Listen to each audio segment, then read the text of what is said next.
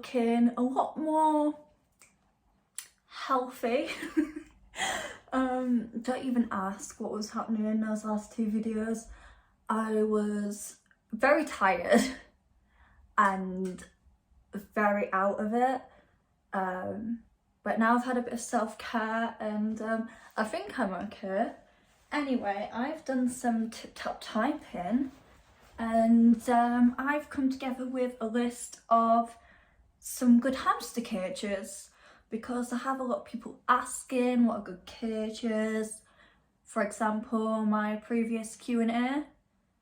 Also, I apologise if I'm talking funny. I've got a saw right on the end of my tongue, and every time I speak it catches on my teeth. So I will either sound funny or be pulling faces. Okay, so what I've just done is try to find prices. Some were harder than others, but let's get straight into it. So the minimum requirement for a hamster cage is 100 by 50 by 50 centimeters. That is the absolute minimum, so please do go above if you can. So the first cage we're starting off with, let me move over because I am going to put pictures up. These are pictures I've found on Instagram. It's some really good cages, and I've made sure to put their usernames in the picture as well, so just go and follow them, check out their cages. Anyway, the first one is IKEA Detolf. This was really popular. Not so much anymore in the UK because IKEA has stopped selling them. Yeah, I was really excited to get one. I went into IKEA and found out they're discontinued in the UK, so that's good. But you can get a lot of them second-hand on, say, Facebook Marketplace and stuff like that, and most of them are in beautiful condition. And the price, I think the ones I've seen, they've definitely been like under £100, under 150 for some, so it's good. So the IKEA Detolf is 163 by 42 centimeters, and it has floor space of 6,845 centimeters squared. So you can imagine that's very big. The only problem some people have with Detolf is that they only find them good for dwarf hamsters, as they are not very high, so you can't really put a lot of bedding in. You can probably get about 6 to 8 inches, but you need to be able to put all your stuff in as well. The next cage is the Alexandra cage. This is 101 by 52 centimeters, and it has a floor space of 5,252 centimeters squared. It has got quite a deepish base, so you can fill that fully with bedding. But I would say if you can, order or make your own Perspex screens, like I did with Reggie's Savic Plaza, just so you can get more bedding, especially in the winter months when it's going to be cold and they need that extra warmth. The next one is the Barney cage, and this is 100 by 54 centimeters. So both of them were just over the minimum requirements. This has a floor space of 5,400 centimeters squared. It's not got a very deep base for bedding, but I have discovered that Viking Laser, who did Reggie's screens, do screens for the Barney cage, so that would be a good investment. So glass tanks, you see, this is really good in America because PetSmart, I'm sure, have this offer where certain days they'll do a I think it's $1 for every gallon. So if you get a 20-gallon tank, it'll be $20, so on, so on. But in the UK, we don't have a PetSmart, which I'm pretty glad about because of how they treat their animals. But we do have another pet store in this country that treats their animals really trash, and will not mention their names. But quite a lot of independent and chain pet stores sell glass tanks. So it's said online that the absolute minimum is 20 gallons. I would definitely go bigger, and make sure you get a breeder tank as well because they're taller, so you can fit more bedding in. Personally, I'd go with a 80-gallon. Like, just go big or go home. Next we have Night Angel Bigger World, which is 120 centimetres by 50 centimetres, and that makes 6,000 centimetres square in floor space. Night Angel and Buck Estate cages are quite on the pricier side. It could be worth it, I'm not sure, I've never owned one. We'll go into the Buck Estate one in a minute. Yeah, I managed to get I think it's a German, but their price on their website, and it is €175.95. So it's not so bad in euros, but with the shipping prices and customs, getting it over here would be rather not thanks. I've had to deal with customs before with just shoes, and it wasn't fun. I had to pay like £40 extra to the customs department. Next one is the IKEA Linman. So I'll give you a good view. I will sit off camera. So this is the IKEA Linman. It is 108 centimetres by 61 centimetres, and it makes 6,588 centimetres square floor space. This roughly cost me about £88.50.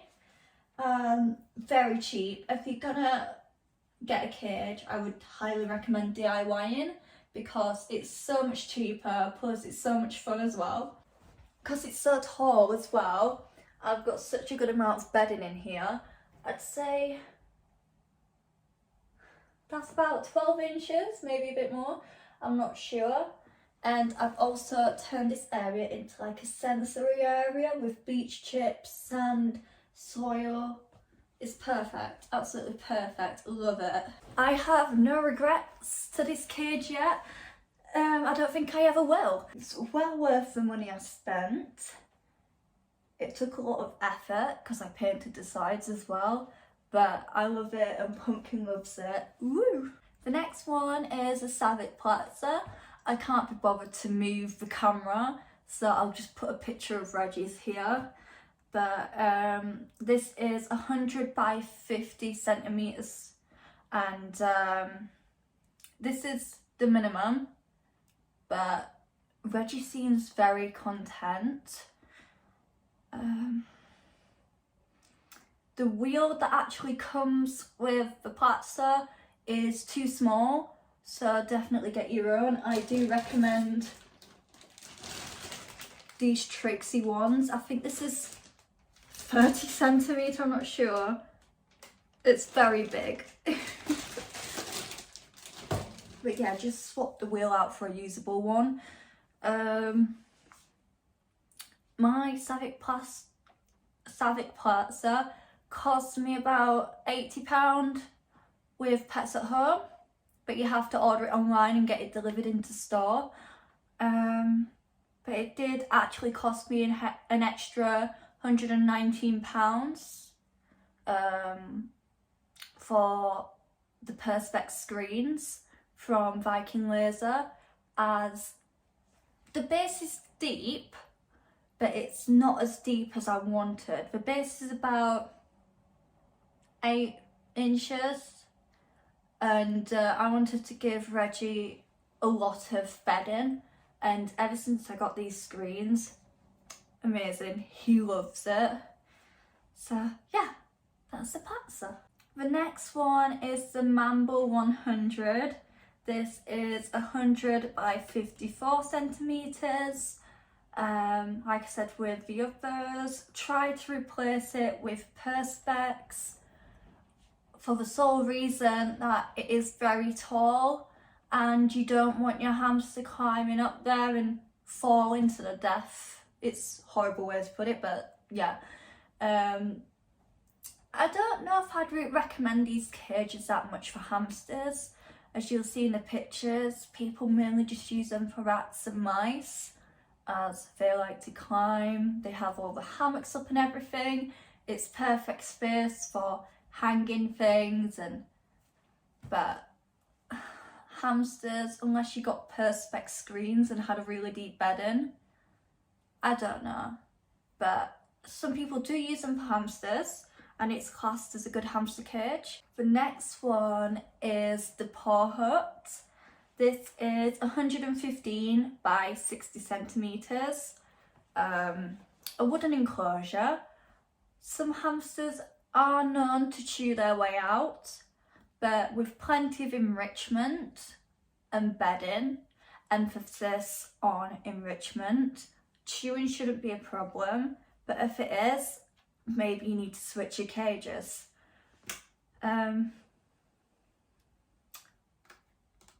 Paw Huts are really cool as well because they're like 100% wooden. You can paint them yourself, crazy colours like Nico Syrian Hamster did, and you use garden paint.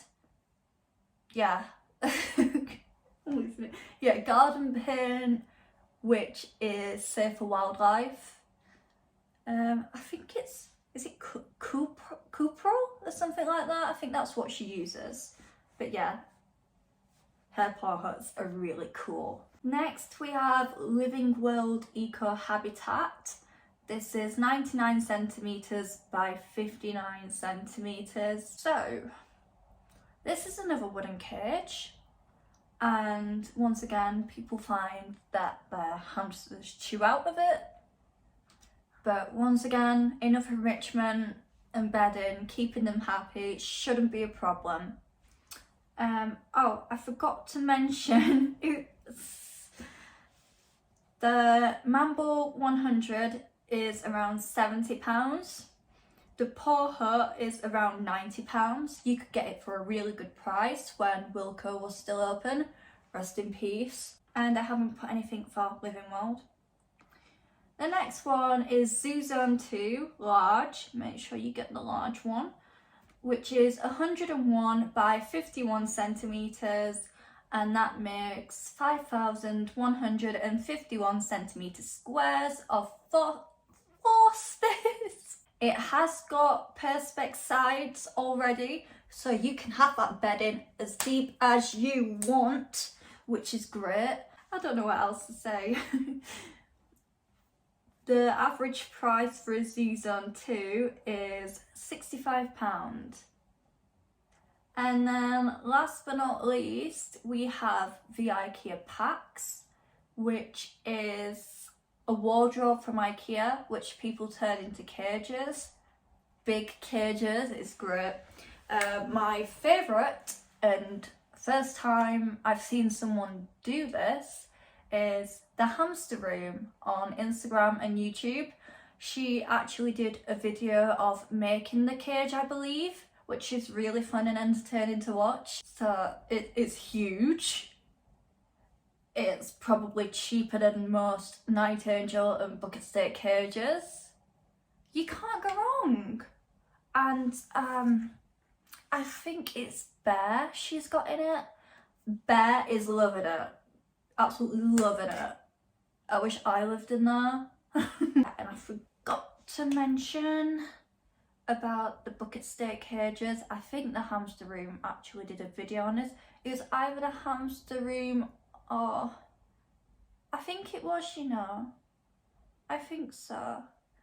But they got one of the new bucket steak cages and put the bedding in it, and it just collapsed from the bottom. All the bedding came out. So maybe it was a dodgy batch, maybe it wasn't, but when you're spending that amount of money, you want quality products. Anyway, that was my list. It's not exhaustive. I've not put every good cage on there. Just don't get the crappy little play cages, please, I'm begging you, please. Literally burn in hell, little crappy cages. Like literally some people get cages this big. I'm like, oh my god, my hamster loves it. Like, Carol, your hamster's trying to kill itself. Yeah, just get appropriate sized cages. I would recommend checking out the Hamster Farm and hamsterwelfare.com. Amazing. Anyway, thanks for watching this video. If you did enjoy it, leave a big thumbs up. I've got more hamster videos in my playlists. Yeah, and don't forget to subscribe, because I know you still haven't subscribed and I'm watching you. I know where you live. Goodbye.